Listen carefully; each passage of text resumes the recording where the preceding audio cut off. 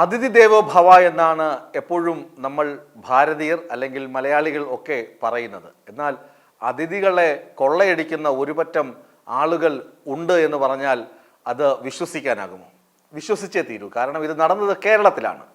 നമുക്കറിയാം, മൃതദേഹവും വഹിച്ചുകൊണ്ട് ആളുകൾ ഓടുന്നത്, തോളത്ത് മൃതദേഹവും കൊണ്ട് ഓടുന്നത്, കൈവണ്ടിയിൽ കൊണ്ടുപോകുന്നത്, അതായത് ഉന്തുവണ്ടിയിൽ മൃതദേഹം കൊണ്ടുപോകുന്നത് ഒക്കെ ഉത്തരേന്ത്യയിൽ നിന്നുള്ള ദുഃഖിപ്പിക്കുന്ന കാഴ്ചകളെന്ന് നമ്മൾ സമാശ്വസിച്ചിരുന്നു. ഉത്തരേന്ത്യയിൽ മാത്രമാണതെന്നൊക്കെ.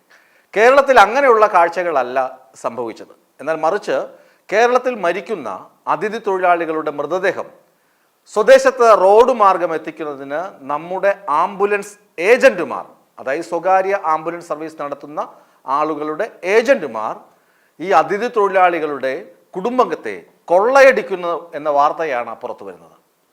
കഴിഞ്ഞ ദിവസം കൊച്ചിയിൽ ജാർഖണ്ഡ് സ്വദേശിയായ ഒരു തൊഴിലാളി മരിച്ചു.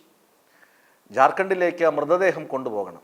ബന്ധുക്കൾ വിമാന സർവീസിൻ്റെ കാര്യമൊക്കെ ഉണ്ട്, വളരെ തുകയൊക്കെ കുറവാണത്. പക്ഷേ അവർക്ക് അതിൽ അജ്ഞതയുണ്ട്. പിന്നെ കേരളത്തിൽ തന്നെ മൃതദേഹം സംസ്കരിക്കണമെങ്കിൽ 5000-ഓളം രൂപ മാത്രമേ ചെലവ് വരികയുള്ളൂ.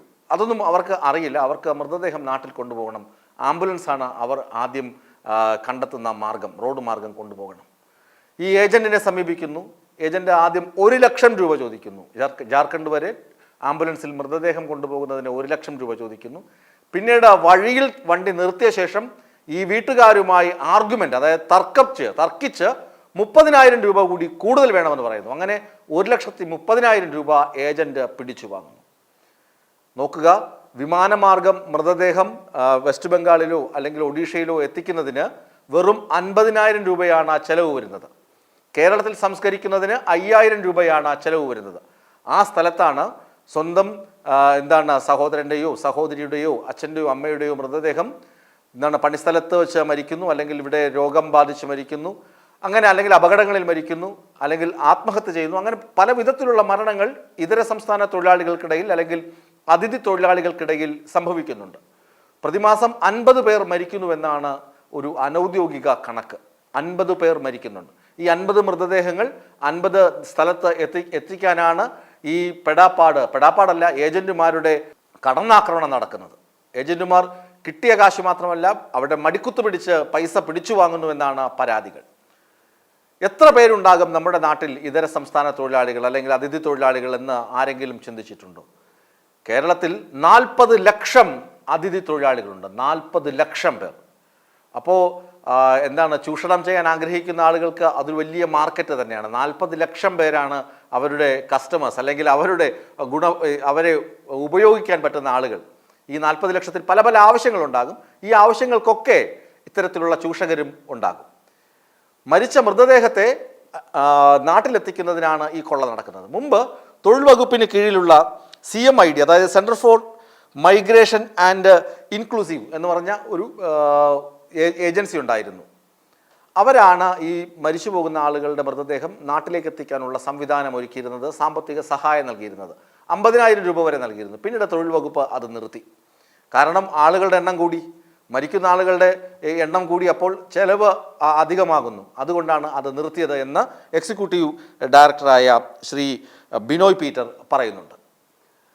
ബിനോയ് പീറ്ററിൻ്റെ വാക്കുകൾ അനുസരിച്ചാണെങ്കിൽ ഇവരുടെ അജ്ഞതയെ മുതലെടുത്ത്, ഇതര സംസ്ഥാന തൊഴിലാളികളുടെ അജ്ഞതയാണ് ഇവർ മുതലെടുക്കുന്നത്. ഒന്ന്, അവർക്ക് മലയാള ഭാഷ അറിയില്ല. 2, മറ്റ് കാര്യങ്ങൾ എന്തൊക്കെ നിയമങ്ങളുണ്ടെന്ന് അറിയില്ല. അവർക്ക് ആവശ്യമായ ബോധവൽക്കരണമില്ല. എന്തിന് പല സ്ഥലങ്ങളിലും 200-300 ആളുകൾ ജോലി ചെയ്യുന്നുണ്ടെങ്കിലും ഈ കരാറുകാരൻ 100 പേരുടെയോ 50 പേരുടെയോ ചിലപ്പോൾ 10-15 ആളുകളുടെ പേര് മാത്രമാണ് പോലീസ് സ്റ്റേഷനിൽ രജിസ്റ്റർ ചെയ്യുന്നത്. അങ്ങനെ വരെ ആളുകളുടെ എണ്ണം കുറച്ച് കാണിക്കുന്നു. ഇവർ മരിച്ചുപോയാൽ കണക്കില്ല. അങ്ങനെയൊക്കെ ഉണ്ട് ഇതിനിടയിൽ നടക്കുന്ന തട്ടിപ്പുകൾ. ഇത് സമഗ്രമായ അന്വേഷണം ഈ മേഖലയിൽ നടത്തണം. പോലീസ് ഇടപെട്ട് കൃത്യമായി നടത്തണം. അതുപോലെ തന്നെ തൊഴിൽ വകുപ്പ് ഇടപെടണം.